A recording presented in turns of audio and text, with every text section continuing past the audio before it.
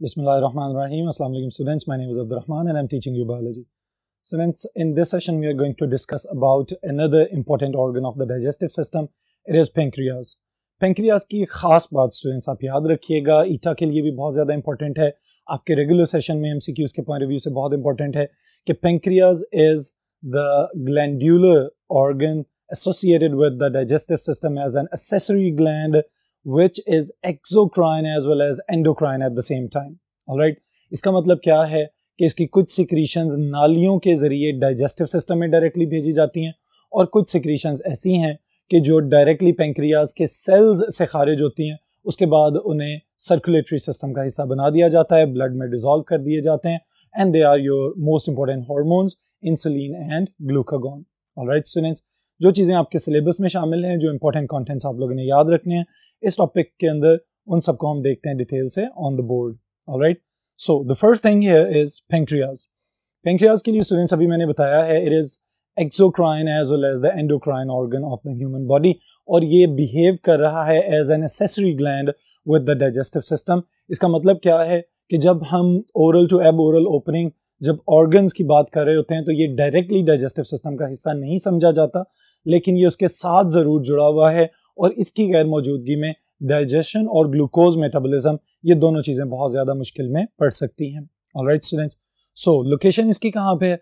It is present inside the abdomen. आमतौर पे आपकी बॉडी की जो लेफ्ट साइड है यहाँ पे आपको नजर आएगा स्टमक के साथ निचले हिस्से में, और उसकी बैक साइड पे जुड़ा हुआ है जहाँ पे ड्यूडेनम का पहला कर्व आपको नजर आता है, उसके साथ ये अटैच्ड या इंटीमेट अटैचमेंट में नजर आएगा. Alright, so it is inside abdomen close to duodenum, the first part of the small intestine. फिर इसको हम डिवाइड करते हैं स्ट्रक्चरली तीन बेसिक हिस्सों के अंदर.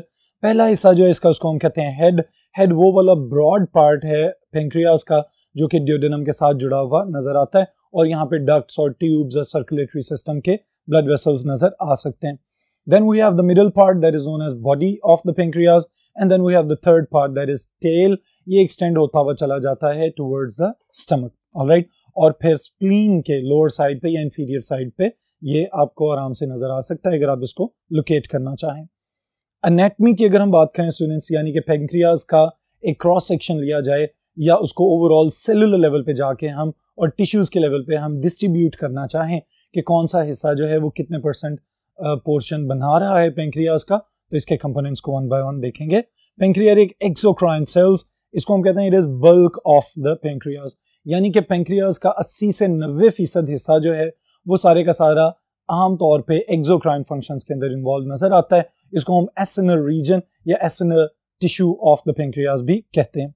Alright, so it constitute bulk of the pancreas. Then we have the second part that is most important as an endocrine region of the pancreas, या endocrine function के हवाले से इसके जो cells हैं वो बहुत ज़्यादा important हैं, और वो कौन कौन से cells हैं इसको ज़रा देखते हैं one by one. MCQs के लिए students इसको ज़रूर याद रखिएगा. Types of cells in islets of Langerhans and secretions. अब यहाँ पे ये बात काबिल गौर है कि ये वो वाला हिस्सा है पेंक्रियाज का जो 2% जो है वो इसके ओवरऑल mass की composition बना रहा है या constitute कर रहा है इसको, लेकिन इसके जो सेल्स हैं वो हमारे लिए बहुत ज़्यादा इंपॉर्टेंट हैं क्योंकि स्पेशली ग्लूकोज का होम्योस्टैटिक कंट्रोल इसको मैनेज करना, और फिर इसके अलावा डाइजेस्टिव सिस्टम के अंदर होने वाली मेंटेनेंस और वियर एंड टियर और इस तरह के कामों को ये कंट्रोल कर रहे होते हैं. Alright, so different types of cells in islets of Langerhans. इनकी कौन कौन सी सिक्रीशंस हैं? Number 1 we have alpha cells जो कि ग्लूकागॉन प्रोड्यूस करते हैं, और ग्लूकागॉन वो हार्मोन है कि जिसको जब ये पता चलता है कि ब्लड के अंदर ग्लूकोज लेवल्स कम हो गए हैं तो ये ग्लाइकोजन को तोड़ता है और अवेलेबल ग्लूकोज की मिकदार में इजाफा करता है. Then we have the beta cells. Beta cells बहुत ज़्यादा इंपॉर्टेंट हैं. डायबिटीज़ चूँकि एक ऐसी बीमारी है जो वक्त गुजरने के साथ साथ एक मल्टीफैक्टोरियल डिजीज़ या डिसऑर्डर बनता चला जा रहा है. बहुत सारे लोग हमारे इर्द गिर्द ऐसे हैं कि जैसे ही 35 से 40 की जानिब ट्रेवल करना शुरू करते हैं एज के लिहाज से, तो उनको ये बीमारी आके पकड़ लेती है और फिर उसके बाद हमें एहतियाती तदाबीर और मेडिकेशन की जानिब जाना पड़ता है. तो खराबी बीटा सेल्स या कमज़ोरी बीटा सेल्स के अंदर आ रही होती है उस वक्त. दे सिक्रीट इंसुलिन, और इंसुलिन जो है students it is a hormone जो कि आपके ब्लड के अंदर इजाफी ग्लूकोज जो मौजूद होता है उसको कन्वर्ट करवाता है इनटू ग्लाइकोजन ताकि उसे स्टोर कर लिया जाए. Alright, then we have delta cells that secrete somatostatin. इसके नाम पे अगर आप गौर करें तो पता चल रहा है सोमेटोस्टेटिन, इसका मतलब है कि ये किसी सिक्रीशन को रोक के या इनहिबिट करके और किसी दूसरे मैकेनिज्म को कंट्रोल कर रहा है। तो डाइजेस्टिव सिस्टम के अंदर जो सिक्रीशन सिक्रीट हो रही हैं या बहुत सारे हार्मोन्स जो हमारे ब्लड के अंदर प्रोड्यूस हो रहे हैं, उनको अगर इनहिबिट करना हो ताकि बॉडी को किसी और सही डायरेक्शन में लेके जाने की ज़रूरत हो, तो उस वक्त सोमैटोस्टैटिन्स को रिलीज किया जाता है। Then we have the F cells pancreatic polypeptide release कर रहे हैं और ये पेंक्रियाज की अपनी हेल्थ को ही मैनेज कर रहा है। ऑलराइट स्टूडेंट्स, फिर इसके बाद जो फर्दर डिटेल्स हैं इसकी सिक्रीशंस की और जो बकिया सेल्स की टाइप्स हैं उसको नेक्स्ट बोर्ड के ऊपर देखते हैं। जी स्टूडेंट्स, फर्दर जो सेल्स हम अभी डिस्कस करेंगे, दे कॉन्स्टिट्यूट और they make up bulk of the pancreas. Alright, इनको हम कहते हैं एसिनल सेल्स। अब ये जो एसिनल सेल्स है, ये एसिनल रीजन या एसिनल टिश्यू, ये बुनियादी तौर पे इसको अगर हम एनालॉजी के एतबार से समझना चाहें स्टूडेंट्स, तो जैसे आपके रेस्पिरेटरी सिस्टम के अंदर अल्टीमेट बारीक नालियां, ब्रोंक्यूल्स जिनको हम कहते हैं, ब्रोंक्यूल्स के फर्दर आगे क्या मौजूद होते हैं? एयर सैक्स मौजूद होते हैं। और उन एयर सैक्स को जब हम अल्टीमेटली गौर से देखते हैं कंपाउंड माइक्रोस्कोप के नीचे भी इवन, तो हमें पता चलता है कि इसके अंदर फर्दर छोटे छोटे गुब्बारे की तरह के स्ट्रक्चर्स मौजूद हैं। तो वो एक जो क्लस्टर बना हुआ होता है उसको हम कहते हैं कि ये हमारे एयर सैक्स हैं, ये यूनिट्स ऑफ रेस्पिरेटरी सिस्टम है। बिल्कुल इसी तरह से ये जो एसिनल सेल्स हैं ये मिल जाते हैं और मिल के एक क्लस्टर बना देते हैं, और उस क्लस्टर को हम क्या कहते हैं, इसको जरा समझ भी लें कि आपने लिखना किस तरह से है। उसको स्टूडेंट्स हम कहेंगे एसिनस। ऑलराइट, एसिनस है क्या चीज? 20 to 40 acinar cells join into a unit and they secrete digestive enzymes। 20 से 40 सेल्स जो हैं वो मिलते हैं, एक ग्रुप बनाते हैं, और उस ग्रुप को हम क्या कह रहे हैं? एसिनस। और उस एसिनस को फर्दर नालियों के साथ जोड़ के और डिफरेंट किस्म के एक ब्रांच्ड पैटर्न बना दिया जाता है। Alright students, so we have another type of cells, centroacinal cells. Another type of cells in acinus or secretions of fluids and electrolytes जो कि बहुत ज़्यादा ज़रूरी हैं पेंक्रियाटिक जूस को कंपोज करने के लिए और फिर समटाइम्स जो है ड्यूडेनम की हेल्थ को मेंटेन करने के लिए। Alright students, then we have ductular system. अब इसके नाम से आपको अंदाजा हो जाना चाहिए, डक्ट्स या डक्ट्यूलर सिस्टम हम कह रहे हैं, तो इसका मतलब है कि यहाँ पे नालियों का एक निज़ाम है। चूंकि सेल्स ने कोई ना कोई सिक्रीशंस पैदा करनी है, जितने भी हमारे पास एसिनाए मौजूद होंगे उन सब की सिक्रीशंस को नालियों के अंदर लाके इकट्ठा कर दिया जाएगा, और फिर फर्दर ये छोटी छोटी डक्ट्स जो है मिलके बड़ी नालियां बनाएंगी, और फिर उन बड़ी नालियों की सिक्रीशंस को आगे ड्यूडेनम की जानिब धकेल दिया जाएगा। Alright, so ductular system involves network of conduits that carry exocrine secretions into the duodenum। अब स्टूडेंट्स ये डिफरेंस आपके ज़हन में ज़रूर होना चाहिए कि एक्सोक्राइन का वर्ड हम यहाँ पे यूज़ कर रहे हैं, लेकिन जब हम इंसुलिन और ग्लूकागॉन को एक्सप्लेन कर रहे थे तो तब हम एंडोक्राइन की बात कर रहे थे। वो हार्मोन्स प्रोड्यूस किए जाते हैं सेल्स के अंदर और फिर भेज दिए जाते हैं directly into the blood stream. Alright, ये हार्मोन्स या इसकी बाकी सिक्रीशंस पैदा की जा रही हैं सेल्स के अंदर, लेकिन फिर ये अपनी ही मखसूस नालियों के जरिए डेस्टिनेशन तक भेज दिए जाएंगे into the open space. That's why they are known as exocrine secretions. Alright, so route of secretions क्या क्या है? जैसा कि अभी मैंने बताया था कि जितने भी सेल्स हैं वो अपनी सिक्रीशंस लाते जा रहे हैं और नालियों में फेंकते जा रहे हैं। नालियों का जो एक डक्ट्यूलर सिस्टम बनता हुआ नजर आता है उसमें कौन कौन से कंपोनेंट्स शामिल हैं, और आप लोगों ने इनके नाम एमसीक्यूज के लिए जरूर याद रखने हैं। एसिनस, यहाँ से प्रोडक्शन की जाती है, सिक्रीशंस पैदा की जाती हैं और फिर उसको भेज दिया जाता है इंटरकलेटेड डक्ट्स।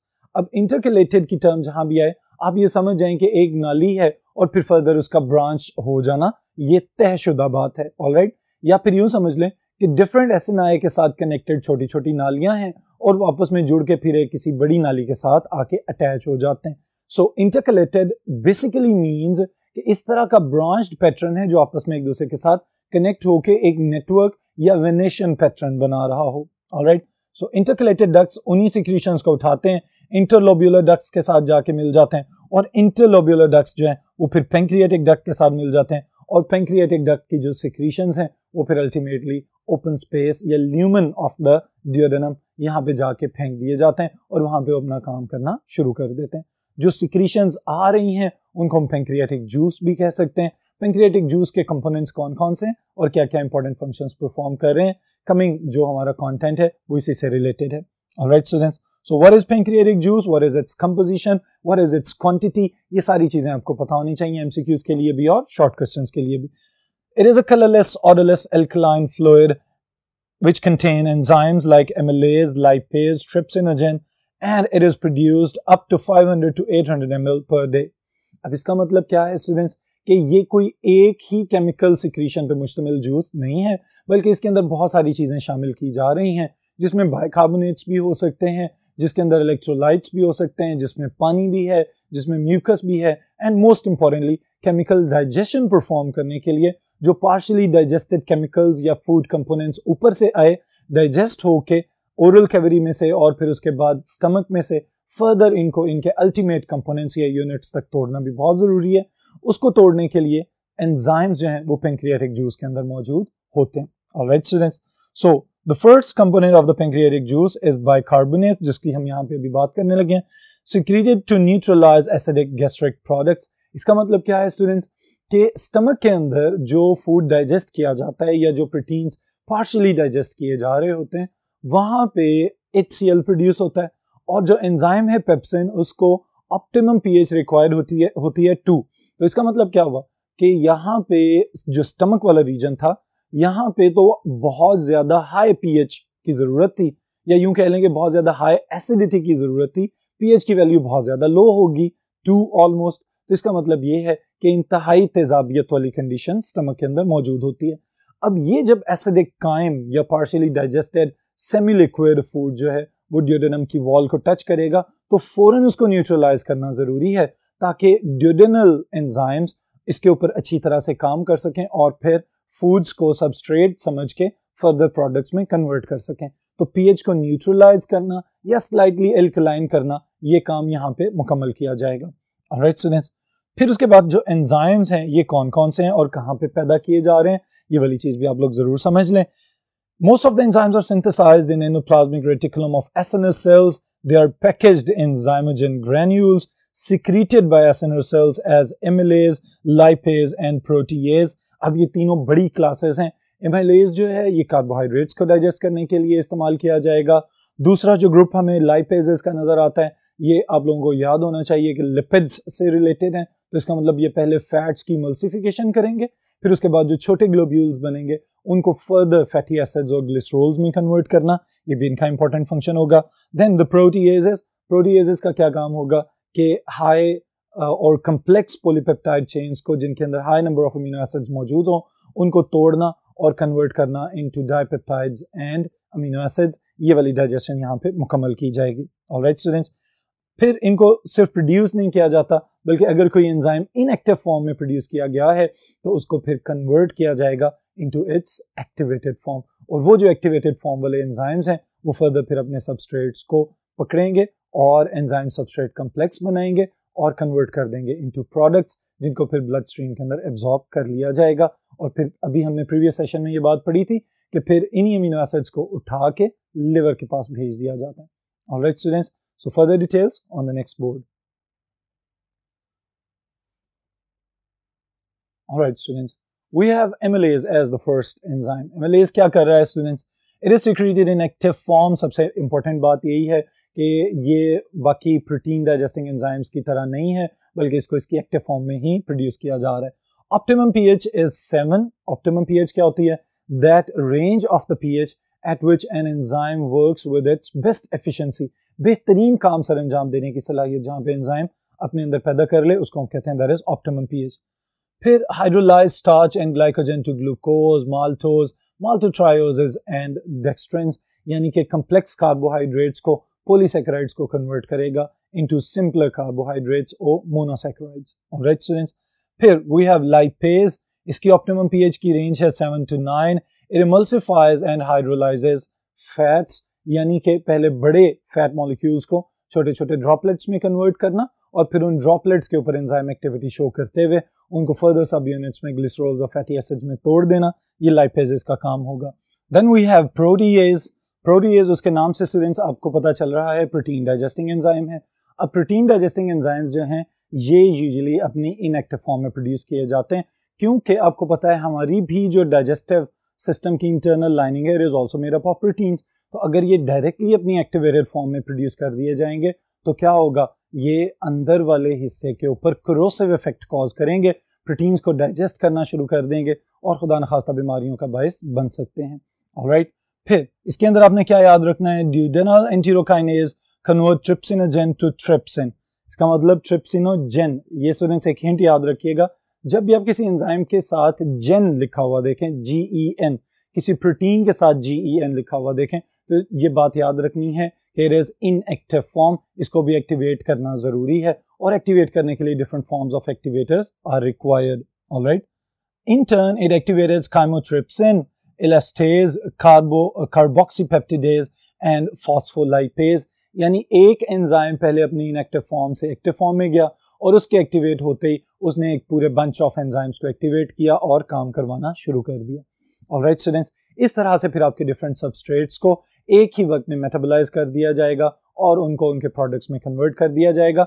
जिन चीज़ों की हमें ज़रूरत है they will be absorb back by the blood stream and the lymphatic system. जिनकी हमें ज़रूरत नहीं है उनको या तो डायरेक्टली इसी तरह अनडाइजेस्टेड फूड की फॉर्म में आगे भेज दिया जाएगा या फिर उनको लिवर की जाने भेज दिया जाएगा और लिवर उनको फर्दर डिटॉक्सिफाई करके किडनीज के ज़रिए या ब्लड स्ट्रीम के थ्रू कोशिश करेगा कि फिल्टर करके फिर फर्दर बॉडी से खारिज करवा दें, जिस तरह के कुछ बाइल पिगमेंट्स होते हैं. Alright, then we have another important part जो कि एसोसिएटेड है, and that is relationship of the secretin with pancreatic juice and the bile juice. कि जो सिक्रीटिन एक अहम हार्मोन है हमारी गट का, हमारे डाइजेस्टिव सिस्टम का, ये यहाँ पे क्या इंपॉर्टेंट रोल प्ले कर रहा है, इसको भी हम अभी देख लेते हैं. Secretin is secreted in response to acidic ingesta coming from stomach to duodenum.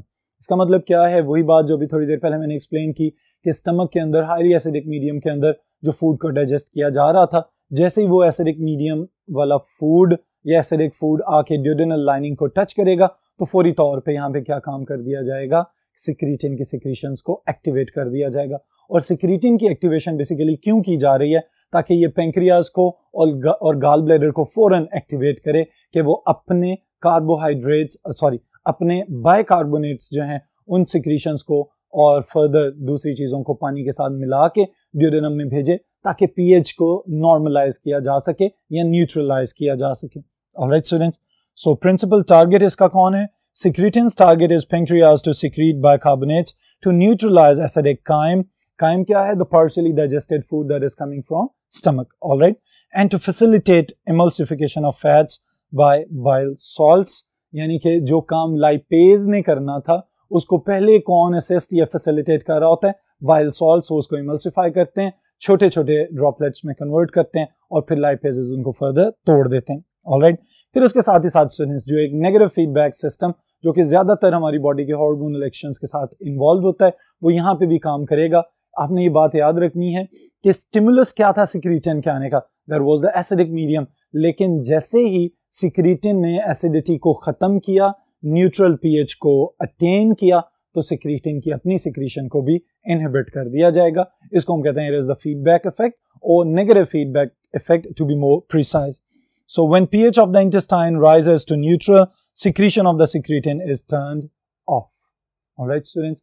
अब यहाँ पे students इस सारी चीज़ों को अगर हम समराइज करें तो ये बात याद रखिएगा कि जो डाइजेस्टिव सिस्टम है हमारा, उस डाइजेस्टिव सिस्टम के अंदर बहुत सारे हार्मोन्स, बहुत सारे एंजाइम्स मिलके काम कर रहे होते हैं ताकि आपकी बॉडी को एफिशिएंटली एनर्जी सप्लाई की जा सके. लेकिन इसके साथ ही साथ कुछ ड्यूटीज़ आपकी भी हैं और वो ये कि खाली पेट सॉफ्ट ड्रिंक्स ना पिएं. कोशिश करें कि वैसे ही सॉफ्ट ड्रिंक्स ना पिएं, बहुत ज़्यादा ख़तरनाक होती हैं आपकी सेहत के लिए. फिर इसी तरह इस तरह का जंक फूड ना खाएं जिसकी वजह से डाइजेस्टिव सिस्टम के ऊपर या लिवर के ऊपर बहुत ज़्यादा प्रेशर पड़े. और फिर सफाई तो निस्फ ईमान है, खाने से पहले अपने हाथ मुंह वगैरह ज़रूर धो लें. इसी तरह जब खाना खाएं तो घर का बना हुआ साफ़ सुथरा खाना खाने की कोशिश करें ताकि आप ये सारी चीज़ें प्रॉपरली, जब खाना इन सब चीज़ों की एहतियात करना शुरू करेंगे तो इस तरह के खाने से आप मैक्सिमम एनर्जी हासिल कर सकते हैं और उस एनर्जी से आपका overall metabolic system highly efficient हो जाएगा.